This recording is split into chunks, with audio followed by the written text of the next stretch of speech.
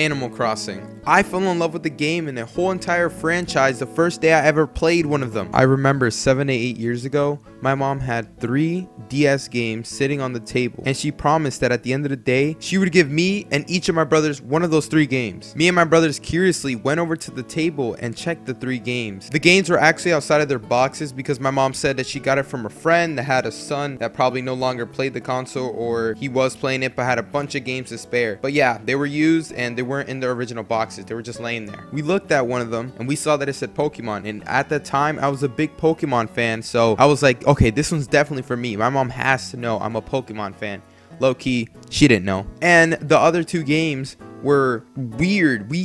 Never seen these games before. One of them was a little green cartridge with a weird brown thing in the middle, and then another one was an orangey yellow beehive looking game that we had no clue what it was. But whatever, I was expecting to get the Pokemon game because hey, I'm a big fan of Pokemon, mom, and you should know that. Later that day, my mom finally gave us our games, and I didn't get the Pokemon game as I expected, but I was still very happy to see what my game was going to be about. My brothers, they put in their games and they were already playing it, and so was I, and I was confused on like what type of game this is. And actually it was like a rhythm puzzle game which had like bees, and the game was called Honeycomb Beat. Yeah, Honeycomb Beat. But yeah, my brother had Pokemon, and my other brother had a game that I never seen before, same with which of the one I had. But this game was, when I saw it, I was like, wow, this is awesome. This looks so awesome. I grabbed this DS and I was looking at his game and I was playing it. It was like he was walking around in a snowy place and a nice little town, and the thing, like, I don't know, man, there was these really cool aesthetic trees, and I was so excited. I literally let go of my DS and I started playing with his, and he said, hey, give it back. I was so hooked onto this game so badly. It was my brother's game, but we would still share it and figure out what this game's about. But I'm pretty sure in the beginning I kind of mostly played it more and tried to figure it out too, and then I was playing my rhythm game. It was nowhere near as good as this game, but I still was really grateful to my mother. You know, I played a lot and I beat a lot of missions. I made it to a part where like I really got stuck. Animal Crossing Wild World was the game that I was so hooked on. I was so attracted to the game, and every time I would play it, it would be like, oh man, some good times. So the days went by, catching bugs, collecting fruit, digging fossils, and donating it to your museum, while also selling stuff to Tom Nook and making so much bells. Spending real life days in this little fictional world with animals as our friend and nobody as our boss. The passage of time in the game is the same as real time, which made the days and nights happen subconsciously with the beautiful rain, and I love that rain. Me and my brothers shared the only cartridge. We each had our own villager and we each had our own adventures. Nobody, I mean literally nobody, was having as much as fun on this game as we were. Then came one summer when my brother went to my home country, and while he was there, I sent him my DS with some of the games, my charger. One of those games that I sent was Animal Crossing. Okay, but I didn't use my DS as much anymore, so I felt, hey, I can just do that and he can have some fun over there. There's not much to do over there. When he comes back, I was expecting him to bring my console and the games back. He didn't bring back Animal Crossing.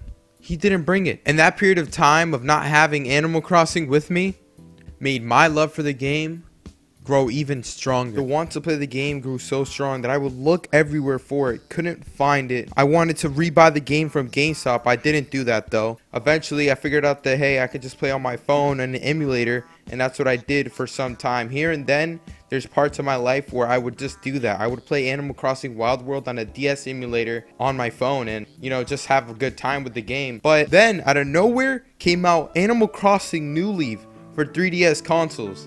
I didn't have a 3DS at the time, but I wanted one. Like, I really wanted one. And that Christmas, I was like, Mom, can you please get me this? She didn't get me it, but I was like, hey, I'm gonna get it eventually. I'm gonna get it. Then that same year, the 2DS came out. And when the 2DS came out, a couple months, like maybe 2 or 3, my mom got me the 2DS, and it was because I was doing really good in school, and I got it, okay? I got it, and boom, I have the 2DS. I don't have the money, and I didn't buy the game Animal Crossing New Leaf yet. I held the DS only for a few weeks. And some days I was literally really overprotective of this 2DS. Some days I wouldn't go outside with it. I would just leave it at home in a drawer, nice and safely. But then my brothers are like, hey, why don't you bring it places? Why don't you use it? One, because I didn't have the game that I really wanted to play for it yet. and 2 because hey, I want to take care of it. So I was like, hey, no, that's a good thing. Hey, I should start using this more because this did cost my mom money, and I should be playing it even though I don't got the game that I got it for. I start bringing it places, and then boom, maybe like on the third, fourth week, that I had the DS, it breaks. I get home, I look at it, I turn it on, and it's broken.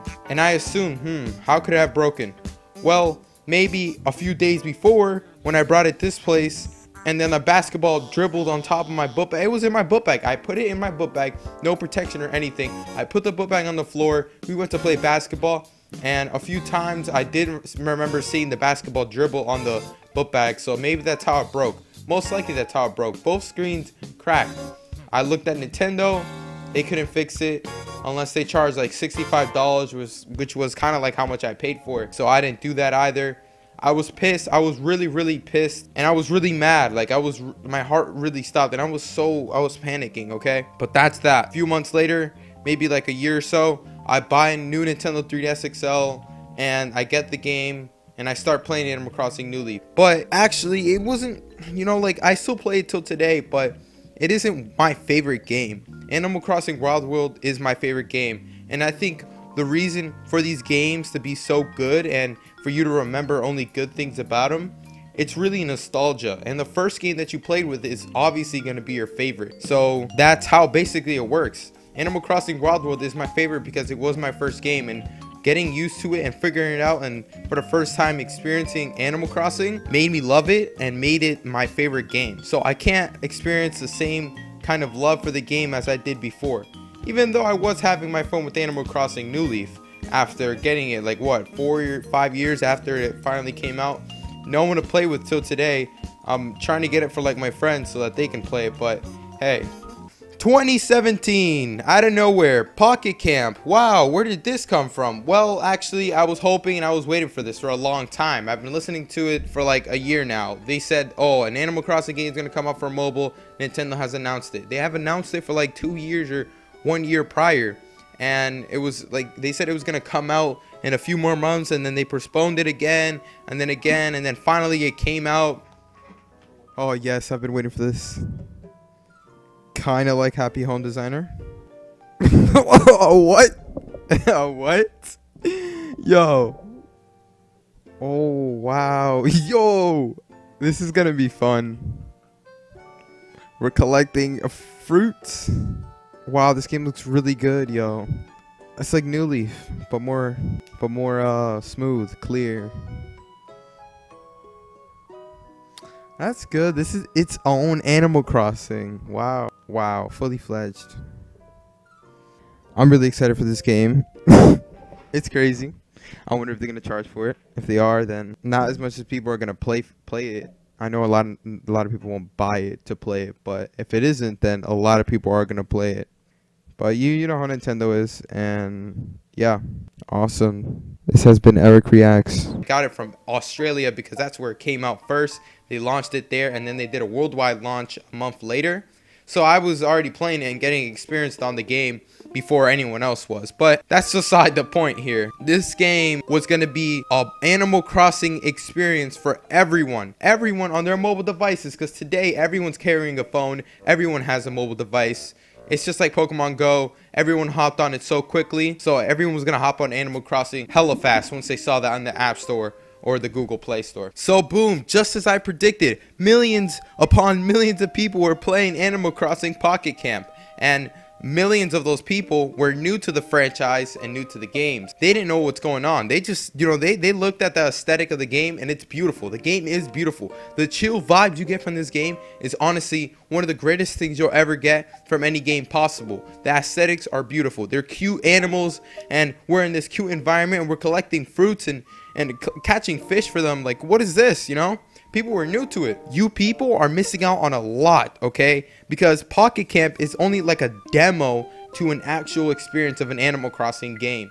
It's like having a big old dish of good delicious food and all you're getting is a small little sample like the ones they give you out in Costco or the mall, wherever you go to, with a little taste of it. You're not getting the full experience. Animal Crossing has a lot to offer. So I'm telling you, if you played Pocket Camp and you think it's a cool game, go get yourself a 3DS and go get Animal Crossing New Leaf. I'm telling you, you're gonna love it, okay? There's a lot of reasons why Animal Crossing Pocket Camp isn't as good as a game like Wild World or New Leaf. And I'm gonna tell you guys some of the reasons why. Like most mobile games, Pocket Camp has an in-game currency where players can pay to progress faster than others. They're called leaf tickets and they look like this. A dollar bill with a leaf on it. Besides this being a way for the company to make money out of the game, the leaf tickets work to ruin the game even more, as if fishing and catching bugs wasn't made easier already. It literally tells you when to tap. Like, come on, people.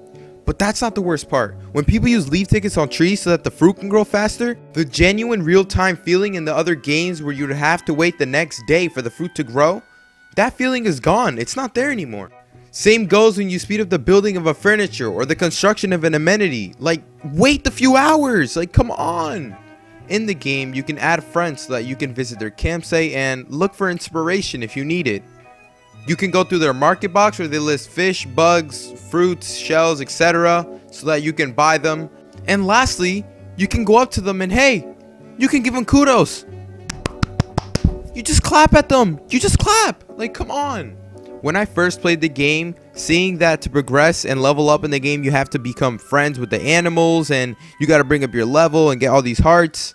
I was very disappointed to see that the real friend system was this bad. Nintendo could have done something like their other mobile game, Miitomo. Imagine how much better the game would be. And another thing that bothers me that's very disturbing to see, after completing some tasks for your animal friends, they would randomly invite you to do an activity like make some necklaces with the shells you found them at the beach, or make a smoothie with the fruits you just picked. They even invite you to a barbecue sometimes. This is where it gets weird. I'll let this screenshot that I found online from a player explain what I mean. Barbecue time with Angus. Everything is so good. Think I can get away with seconds or thirds? Okay, this is really cute and I like this about the game. When I play the game, I just really like bonding with the animals and making new friends, and it's really one of the funnest things about Animal Crossing. But do you notice that this is like a goat or a cow? Probably a goat. Yes, a goat. And what are they cooking there? That could be his kind. That could be goat meat that they're cooking there. Even if it isn't cannibalism and that's not goat meat, they could be eating the meat of another animal that you can make friends with. Like, it's weird. It really is weird. Alright, that's enough. I'm not going to bash Animal Crossing Pocket Camp anymore. At the end of the day, I think it's a good game because, like I said earlier, it's like a demo or like a short feel of like an actual Animal Crossing game. And because it's mobile and free, a lot of people can access it and play it. And when I saw everyone playing the game when it came out, it really made me happy because this is the first time ever I get to see Animal Crossing get that attention. Even with all the stuff they did wrong, and because the game is so simplified, Animal Crossing Pocket Camp, just like any other Animal Crossing game, can be used to just relax and have a good time. Relieve any problems that you have in your real life, like let it be anxiety or anything, and just relax for a few minutes, or hours, or days. In this game, nobody can judge you. Forget what everyone else would say or think about you and express yourself. Get that exotic hair color you always wanted. Go about your day cross-dressing. Decorate your house and your room the way you've always dreamed of. Do whatever you want. No one's gonna tell you anything. Well, unless you don't save the game and Mr. Rossetti comes climbing out of a hole in front of your house.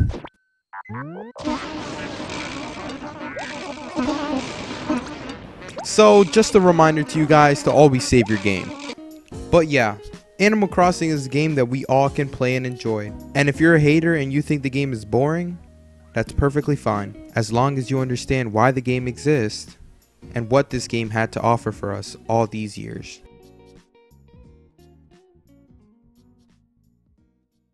Thank you all for watching this video. This is the start of a new series that I've been working on this entire holiday vacation. It took me days to edit this video, but hopefully you guys can appreciate this with a bunch more episodes coming out in this year, 2018. What no better time to start a new series, and I feel very confident that this series is going to work out for me this year. And I would really appreciate the support from you people. Also, let me know, what do you want the topic to be for the next episode? It could be anything that you want. Video games, movies, anime, memes, whatever your soul desires. Don't forget to leave a like if you did enjoy this episode. Follow me on social media if you want to talk to me. Blah, blah, blah. You already know how it goes. I'll see you people later. Peace out.